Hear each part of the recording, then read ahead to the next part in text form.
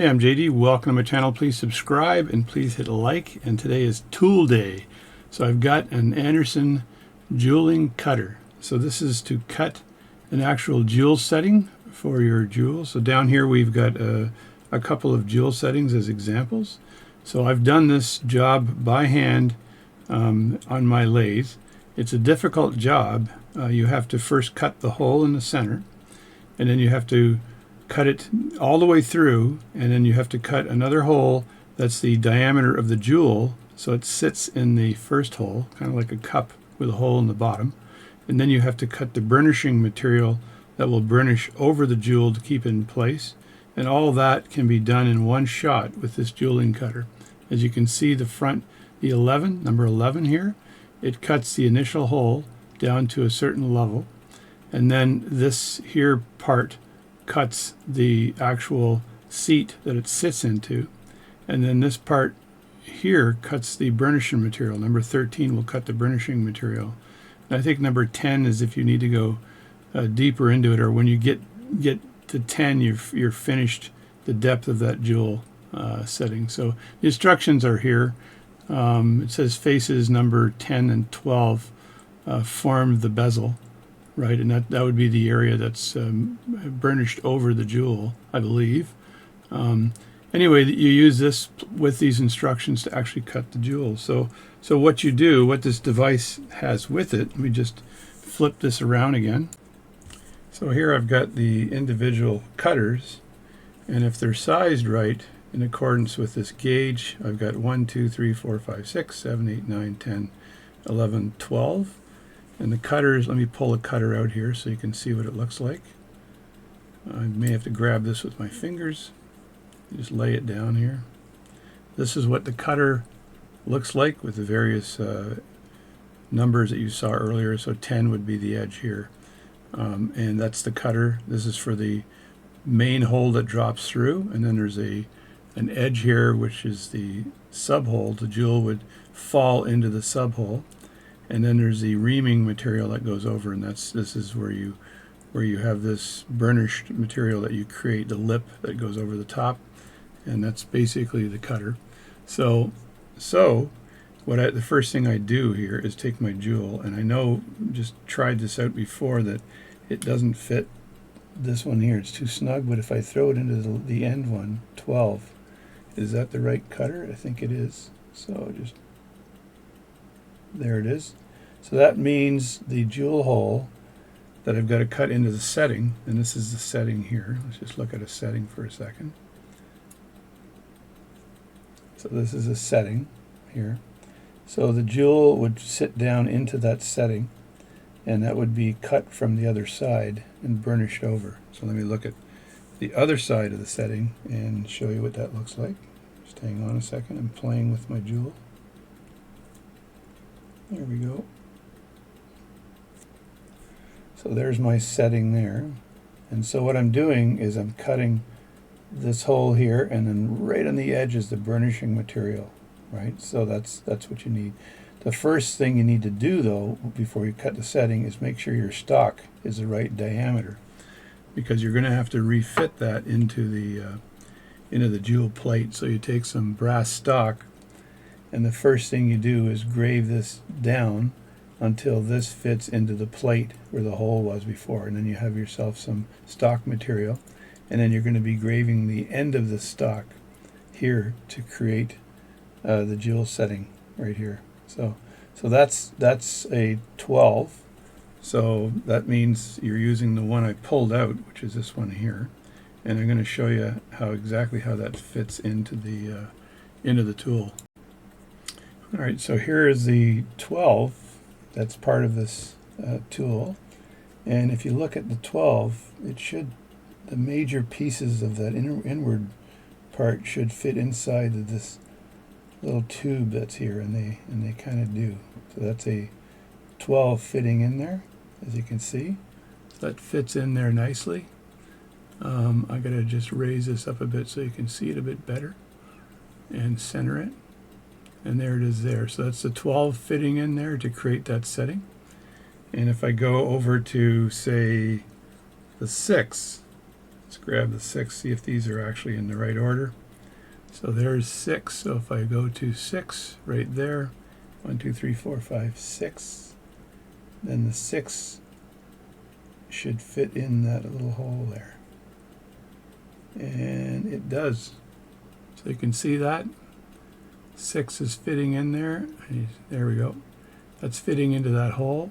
So you're turning this like that on the lathe, and you're cutting that setting. So that's a perfect fit actually for cutting the setting. And like I said, the actual setting is cut. The hole, the initial hole is this one here. The seat where the jewel sits is this one here. And then this blade here addresses the material that's burnished over the jewel, so you can cut the jewel setting in one shot. So you're aligning this up in your lathe, and I think you're using a number 38, I think is what it said, and you're using your stock here to cut this. And in this case, the stock probably would work. And then you're centering it, and they say to actually make, before you start, center this and make a small hole in there to start it off. And you can use a drill to drill the initial hole. Just use a drill that's around the same size as the tip of the end here, and then use that drill, put that in, and then allow this drill bit or this setting cutter to do its job, and it'll just spin that around. So these are Anderson setting cutters. What does it say on the box? The box, and it comes with a really handy gauge that you can just toss your jewel into the gauge, and then you know that that'll fit once you've done it. Now, even in the gauge here, it's got the hole through the center, and that's exactly what the jewel setting looks like before you burnish this material over the top. So the holes through the center, it cuts around, and it creates that burnishing material to create the jewel setting. So this is, let me close this box here. It's the H. Anderson's Jeweling Cutter. H. Anderson's Jeweling Cutter. What a great tool. And thank you very much for the gentleman on eBay that gave this to me. He threw this in almost as a gift when I bought the swing over jeweling tool, which is, I still have a little bit of work to do to lower that somehow. Maybe I'll go to a machinist and get a few mils, like 2 millimeters taken off one of the plates to lower it so it centers with an 8 millimeter lathe. I may have to do that because I can't shave material off the bottom of that cutter myself. But anyway, this is the jeweling cutter, and now I've got another one to show you here. So this jeweling cutter does fundamentally the same thing, but it's just a little bit of a difference here. So it comes with a bunch of cutters, and if I just use this big one here, these cutters, they'll cut the initial hole that goes all the way through the piece of stock material, right? So this will cut the hole that goes all the way through, but it's recommended that you drill a hole first using drills to get this done. And then this part here is the seating part. This is where the jewel itself will sit. So if you've got the jewel, see if I can explain this. The jewel will actually sit at that level right there, and that's that part. But then you need to create the burnishing material. So in this tool, you grab this part of the tool here and then just put this out of the way here. So in this tool, what it's doing is it's using this device here to create that lip that you need to burnish over the jewel. So you're taking these cutters, grab one of the cutters here, and this cutter goes into the hole here. This is the setup here. So this cutter would go in like this, and then your burnishing material, you'd have to measure the depth you want this to go, but something like this would be fairly adequate, this depth here. You don't want this to go all the way down to the bottom. You just need a little bit of a lip after the jewel is seated properly. So you put this in like that, and then you can actually adjust that. See if I can show you how that's done. You can adjust it by loosening this screw here, trying to loosen this screw here. Let me just tighten this one for a second because I know this one's probably not tight. There we go there. And then I'll get a bigger screwdriver because this is what you need. When I asked my surgeon what he's going to do if my hip that my new hip doesn't fit. I said, what do you do? He goes, I use a bigger hammer. So that's when they pound that prosthetic joint into your bone, into your femur. Use a bigger hammer. So I loosen this screw up, and now you can measure from this what kind of, you can swing this out a bit and see what kind of burnishing material or edge that you need. How thick do you need this burnishing material? So let me just loosen this up a lot so I can swing it out. So see if that swings out for me. Come on. Come on. Don't turn me into a liar. Liars who lie. Loosen that up. I know this swings out. There we go. So you swing that out. So what you want to do is you're measuring the setting here, and you're trying to make sure that you're getting the hole and created by this tool and the burnishing material. So this is a bit of a small jewel here, but you'd be cutting this down, and then you'd be taking this tool here, you'd be snugging it up probably right about there to create the burnishing material.